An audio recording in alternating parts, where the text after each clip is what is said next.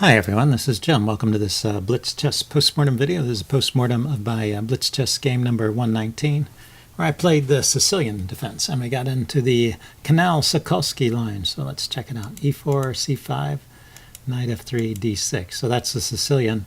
And the move my opponent played, bishop B5 check. That's the, here, let's set this on. That was the second choice there after D4, the main line leading to the open Sicilian. So bishop B5 check is an interesting move. It's similar to the Rossolimo variation. The Rossolimo occurs when black is played C5 and knight C6 instead of C5 and D6. So it's kind of a cousin of the Rossolimo. And in fact, if you play knight C6 here, you're transposing into a variation of the Rossolimo.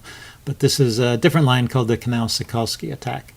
And Joel Benjamin, I heard him commenting that this move, bishop d7, which is the main move here, you see it's the top choice, is somewhat drawish, and grandmasters these days are playing knight d7 if they want a fighting chance. But at the level I play, bishop d7 is fine. You don't want to give away any advantage. So bishop takes, queen takes is the main idea, and then castles. And knight c6 or knight f6 could be played too, it looks like. Now it's interesting, c3 is the main move, and then knight f6 is the main move here. Now I didn't really know the opening this deep, so I didn't know what the main move was here, and I was just on my own.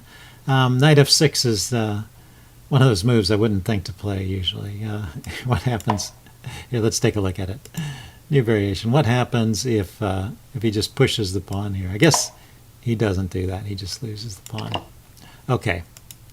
And then what's the main idea? The main idea for white here is to play rook e1, reinforcing this. And then you can play e6. Okay, so that's a reasonable position, and maybe the way I should have played. Let's go back to how I played. After G6, we're actually out of the opening book, so we'll just look at it. I'm going to leave the chess engine off. I'll report on what its findings. Since I didn't play the most precise way, it thinks white has a slight advantage here, maybe a little more than the usual opening advantage. But these moves are all basically okay. We're just doing normal developing moves until knight h6. Yeah, knight h6 is a weird move. And I knew it at the time, but I just wanted to play something different. I wasn't sure in this position whether the knight should go to f6 or whether I should play e6 and put the knight to e7. So I thought I'd try something different. It worked out okay, but the chess engine points out that if white had played h3 there, this is kind of a he's now threatening to win the knight or force it back by playing queen d2, and he's taken away that g4 square where it went to in the game. So I'd have to play f5 now, which is what I wanted to play, but I sort of wanted to castle first and then play f5. So a little bit risky play for black here. Anyway, he played queen d2 right away instead of taking away that square, and now I have the move knight g4, and we're back in the range of slightly better for white. So the game continues. e5 was an interesting move and okay. D takes and knight takes. And knight takes. And then there was an interesting moment here, whether to take back with the pawn or the knight. And technically, taking back with the pawn is the better move. It basically equalizes. And then the bishop has to go somewhere. And even though my king is exposed, the queens are off, and I can easily move over to a safe position. We have, each side has a bishop and a knight and two rooks and symmetric pawns. So this is basically an even game at this point. And I was just looking for a little more interesting game, so I played a slightly inferior move. After knight takes, I played knight takes. And the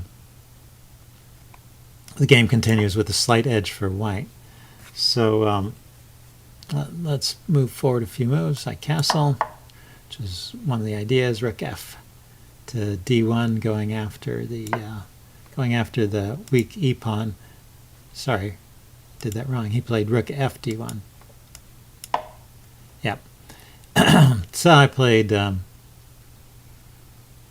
knight to c4 here, protecting the pawn. and hitting the queen, trying to gain a tempo. Queen went to e2, hitting my rook, and hitting my knight, and I defend the knight with rook a to c8. He plays rook a to c1, and this threat sets up a hidden threat that I didn't realize. And fortunately for me, my opponent didn't realize it either. So I played bishop e5. I was concerned about the pressure on this backwards d-pawn, and I wanted to do something about it. So here's your tactical quiz. White has a really excellent move here. So why don't you take a few seconds, try and figure it out. Okay, pause the video so you can think about it some more. I am going to give the answer away now. The answer is knight to d5. And there's 2 points to this. One is that the queen and the rook are attacking the knight, so the knight is hanging. But there's a second threat, and the second threat is the knight coming to f6, forking the king and the queen. So I can't do something. My intention was to play something like a bishop here, but then this fork is devastating, right? So that's not possible. And otherwise I need to protect this knight, but where can I go to really protect that knight? And then there's a check here. For example, if I go here with the queen to protect the knight, then the knight can come in here with the check and fork the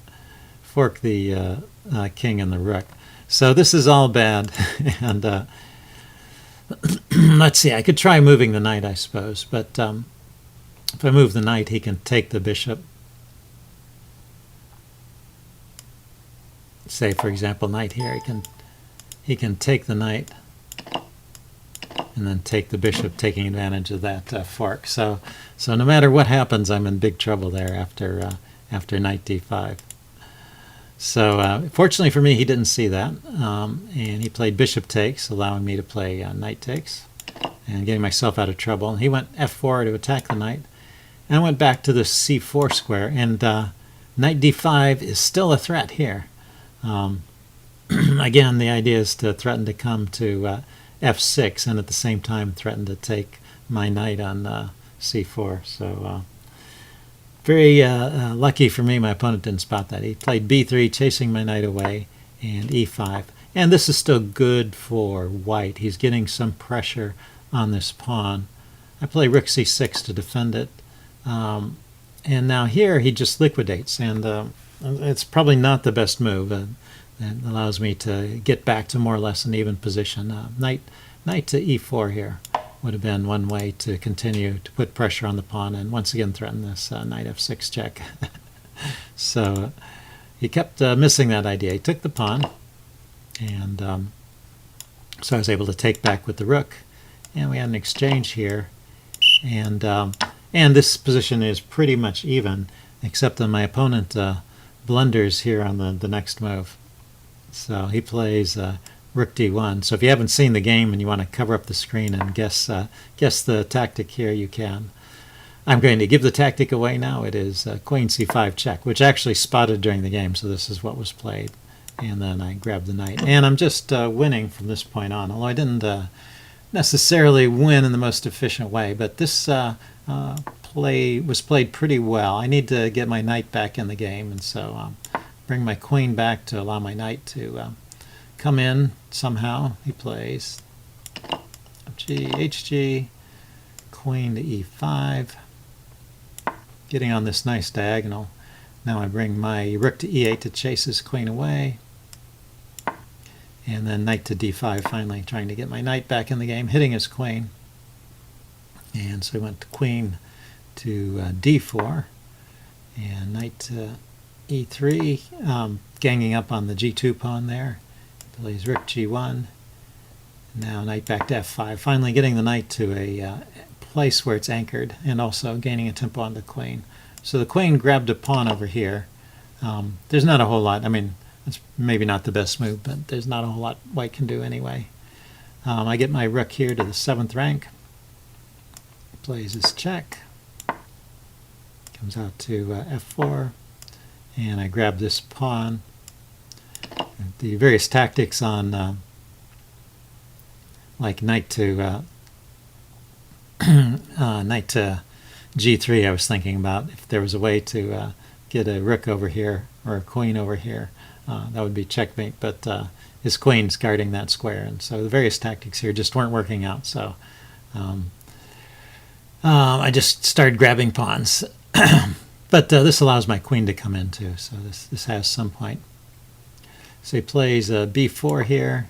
I went the queen to f6, getting on this diagonal so as to eliminate checks from his queen, get rid of the perpetual check possibility. He goes queen to c7, harassing my pawn. I went knight to h4, trying to get something on g2 again. He takes, and then I'm triple up on g2, so I'm finally threatening to take it, and he goes queen to e4. And I play knight f5 back because my knight was under attack, and once again there was just not enough, with the queen protecting g2, not enough force on it to do anything. He plays rook b1, and this actually was a mistake, and right here, this is your last tactical quiz for this one. What's the best move for black in this position? Okay, I played queen e2, and we traded off and we got into a winning position. But if we back up one step, the best move here is rook to a1, because this pins the rook, so he can't take my queen, and he can't even defend the rook. The rook can retreat. It's probably the best thing to do. But the chess engine gave this as a mate in 9, so I assume this is pretty good. Let's see. Yeah, I don't know how the mate would go from here, but just getting on the back rank is good for me. So that would have been the best way to play this. So I played this move queen e2, as I said, and then a lot of material came off. But this is fairly simple endgame. I just have to keep at least one pawn alive, because the rook and knight against rook is a draw. But as long as I can keep one piece alive, and then I'm okay. He can't advance the pawn here because I can just take it. There's a back rank threat. So he plays this move h4. And now I put my knight in front of the pawn to stop it. And then I walk out here towards the pawn. So I'm just going to gang up on this pawn, win it, and then come back and win these pawns. And so I went king f1. I go rook here. He went rook e1 check. I went king here. And at this point, he resigned. So yeah, this is still winning for white. I haven't managed to spoil it. I just didn't find the quickest win there. So anyway, I hope you guys enjoyed it. Leave any comments you have in the section below, and I'll see you again later. Bye.